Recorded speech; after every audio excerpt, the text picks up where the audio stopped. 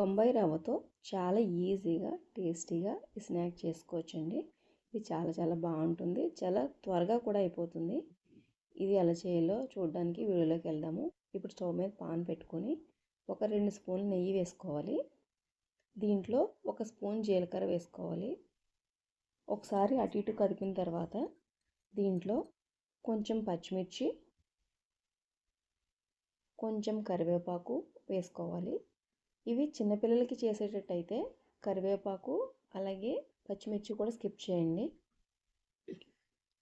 5 years above దాటిన పిల్లలకైతే వేసుకోవచ్చు. చిన్నపిల్లలకి కారం ఇష్టపడరు కాబట్టి చెప్తున్నా. ఇప్పుడు ఇందులో కొంచెం ఇంగు వేసుకొని 1 నిమిషం పాటు ఫ్రై చేసుకొని 2 కప్పులు వాటర్ పోసుకోవాలి. మనం ఇక్కడ 1 కప్పు రవ్వతో చేస్తున్నామండి ఇది. ఇప్పుడు దీంట్లో సరిపడగా సాల్ట్ వేసుకోవాలి. ఇప్పుడు వాటర్ మరిగిన తర్వాత 1 కప్పు కరాచీ నూక వేసుకొని బాగా కలుపుకోవాలి. ఇది మనకి సిమ్లో జరిగితేనే మంచిగా ఉడుకుతుందండి రవ్వ. అలాగే తొందరగా కూడా అయిపోతుంది. ఇప్పుడు ఇలా తిప్పుకున్న తర్వాత దగ్గర పడిన తర్వాత ఒక 2 నుంచి 3 స్పూన్ల వరకు ఎండు కొబ్బరి పొడి వేసుకోవాలండి. మీ దగ్గర ఎండు కొబ్బరి పొడి లేకపోతే పచ్చి కొబ్బరి వేసుకున్నా కూడా బాగానే ఉంటుంది.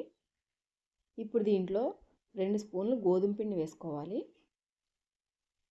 ఇప్పుడు దీన్ని కలుపుకొని స్టవ్ ఆఫ్ చేసేసుకోవాలి. ఇప్పుడు స్టవ్ ఆఫ్ చేసుకున్న తర్వాత దీనంతా కూడా ఒక ప్లేట్లోకి తీసుకోవాలి. ఇప్పుడు మీకు వీడియోలో చూపిస్తున్న విధంగా ఈ విధంగా బాగా మెదుపుకొని మెత్తగా అయ్యేలా చేసుకోవాలి పిండిని. ఇప్పుడు 1 స్పూన్ నెయ్యి వేసుకుంటే మనకి చేతికి అంటుకోకుండా బాగా వస్తుంది. మనకి ఇలా మెదిపేటప్పుడు పిండి కొంచెం గట్టిగా ఉండాలండి. అది కొంచెం చూసుకోండి. లేదు మీకు కొంచెం మెత్తగా అనిపించింది అంటే 1 స్పూన్ గోధుమ పిండి కలుపుకోండి, సరిపోతుంది. మనకి కొంచెం మెత్తగా కొంచెం ఉండడం వల్ల అది కొంచెం ఆయిల్ పీలుస్తుంది కాబట్టి కొంచెం గట్టిగా కలుపుకోమని చెప్తున్నాను నేను. ఇలా అయిన తర్వాత దీన్ని 2 ఉండలు వేసి పక్కన పెట్టుకున్నాము.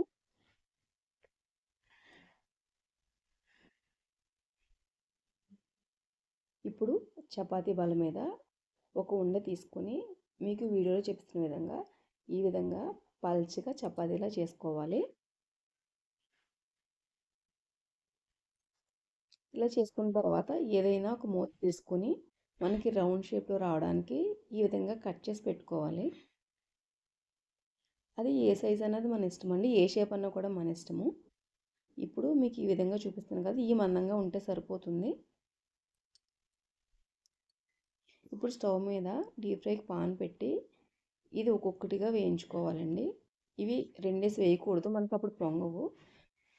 ఇవి పొంగాలంటే కంపల్సరీ మీకు వీడియోలో చూపిస్తున్న విధంగా ఈ విధంగా నూనె దాని మీదకి వెళ్ళేలాగా మనం గరిటెతో అనుకుంటూ ఉంటేనే పొంగుతుంది, లేకపోతే పొంగదు. టేస్ట్ అయితే సేమ్ ఉంటుందండి, కాకపోతే పిల్లలు పొంగితే ఇష్టపడతారు కాబట్టి చెప్తున్నాను.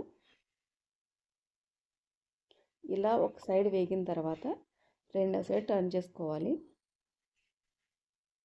ఇవి మరీ ఎర్రగా వేగే వరకు ఉండకూడదండి, ఇలా వేగితే సరిపోతుంది.